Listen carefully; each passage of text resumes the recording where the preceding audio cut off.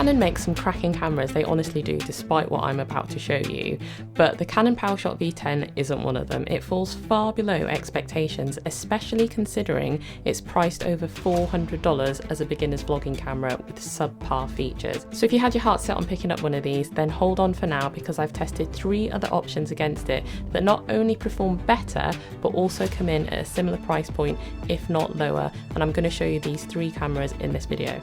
The Canon PowerShot V10 claims to be a dedicated vlogger's camera, but there's definitely a lot left to be desired, especially considering its price. With so many alternatives on the market, including action cameras and the still amazing DJI Pocket 2, it 100% makes you question the V10's worth. But before I jump into the comparisons, let me take a moment to talk about the sponsor of this video, TrackLab, because they offer a highly curated library of music tracks that you can try out in your videos with a 1-month full access free trial. They have such an impressive feature, MixLab, which lets you edit music tracks before you download them, which means you're going to get tracks that fit your project perfectly. You can mute certain instruments or vocals, or even isolate them or reduce the volume of them. You can change the BPM if the track's too slow or too fast. It's awesome and well worth checking out. I've dropped a link in the description so that you can get that 1-month full access free trial and try it out in your next project. And thanks TrackLab for sponsoring this video. Okay, so starting with the DJI Pocket 2, this camera might be a couple of years old, but it's definitely held up and still remains one of the top vlogging recommendations. It's a great vlogging camera that grows with you over time,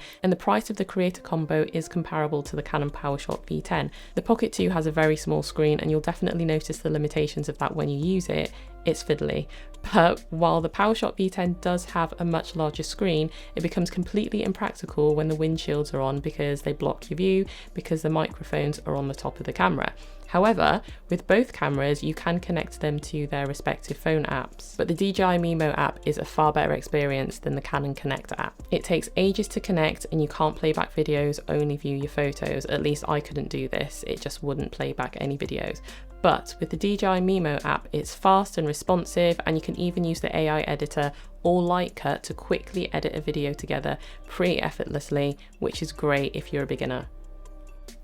So in terms of the battery life, the V10 has a slight advantage over the Pocket 2 because it lasts up to about 10 minutes more than the Pocket 2, but both of them do have a built-in battery. So if you're going to be going out and about and you do end up picking up the Canon PowerShot V10 or the Pocket 2, then you'll definitely want to bring some kind of power bank with you so that you can keep them topped up throughout the day. But where the Pocket 2 really overtakes the V10 is with its built-in gimbal. And yes, that does mean that it's a more fragile choice than the V10, but you're gonna get smooth footage no matter the situation. And honestly, when it comes to low light filming, that built-in gimbal is gonna prove to be extremely useful over the digital stabilization that the V10 has. But honestly, when it comes to stabilization, even in normal shooting situations with adequate light, the V10 just can't keep up, even on its highest setting. You might be thinking, of course it's not going to compete with a gimbal, but if an action camera and a mobile phone can produce amazing stabilization that matches the stability of a gimbal, then what place does the Canon PowerShot V10 have in a vlogger's vlogging kit? And on the subject of action cameras, the 2 popular choices in terms of traditional action cameras, so not 360 cameras,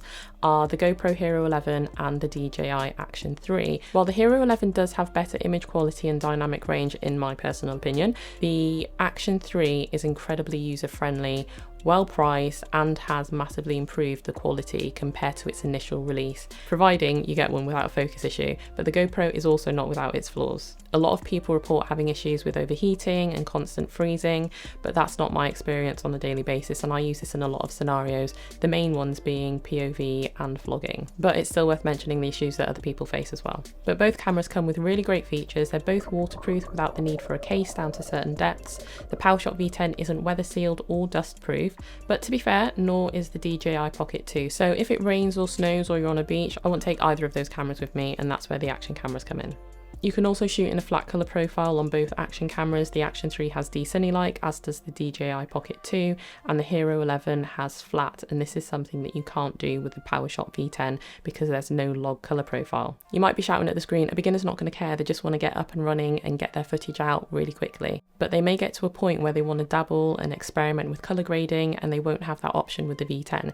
Even an iPhone has the option to shoot flat if you get a third-party app, and it also shoots in HDR just like the the Action 3, but even if you don't shoot in HDR mode with the iPhone, you still get results that are better or at least comparable to the PowerShot V10, depending on what phone and model you have. Granted, an iPhone costs way more than the PowerShot V10, but chances are you already own one, you carry it around with you all the time, and it's most likely going to be a camera that has better specs than what the PowerShot V10 does. So if a phone can have that level of quality, I'm still left wondering, what's the point of the Canon PowerShot V10 and who is it actually really for? And while I'm on the subject of specs, the Canon PowerShot V10 doesn't shoot raw photos like the other three cameras and my iPhone, which limits the creativity for beginners who get to a point where they want to explore with editing. And I know I mentioned this for the Pocket 2, but the V10's low light performance doesn't really outshine the GoPro Hero 11, nor really the iPhone.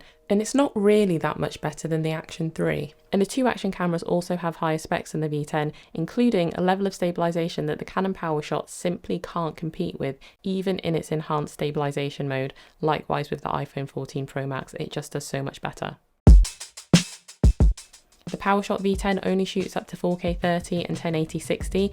These two action cameras and the DJI Pocket 2 all shoot at higher frame rates. The Pocket 2 has 4K 60 and the Hero 11 has 4K 120, as does the Action 3. But with the Hero 11 you'll also get 5.3K. So if you're a beginner watching this, the higher frame rates in the action cameras with the higher resolutions mean that you can shoot at higher resolutions and shoot really good slow motion footage. One thing that I will say though is that the image quality of the PowerShot V10 is marginally better than the Action 3, but I would 100% take a slight dip in quality for smooth stabilization, better dynamic range, a wider field of view, and all the other features I've just mentioned for less than the price of the PowerShot V10, because the image quality of the Action 3 is by no means horrendous, and it's not a million miles away from the Canon PowerShot V10.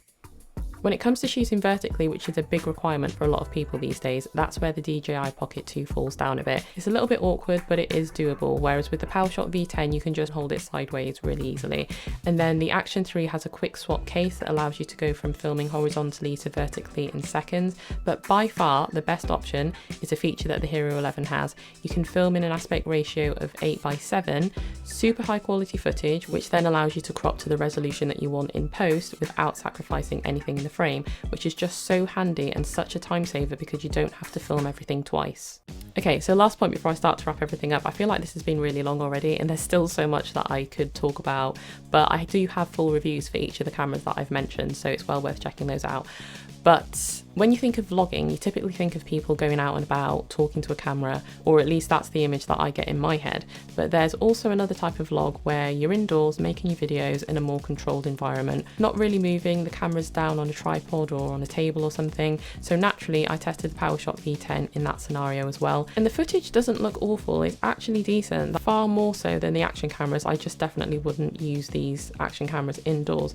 But still, the V10 is definitely not better than the DJI Pocket 2.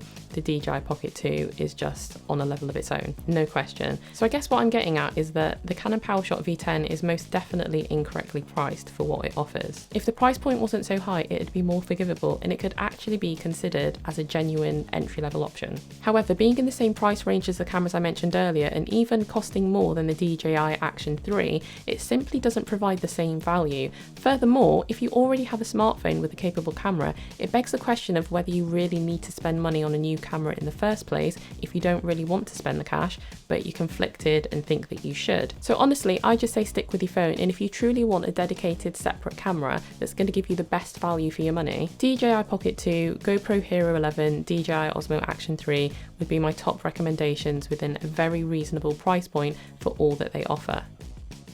I've really tried to be thorough and fair whilst testing the PowerShot V10. I've tested it so much in different environments to give you the fairest review possible because it's a decent chunk of money, especially if you're buying a camera for the first time.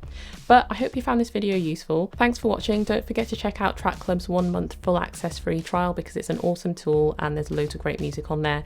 But let me know your thoughts in the comments. I'd love to hear what you think about everything, and I'll catch you guys on the next video.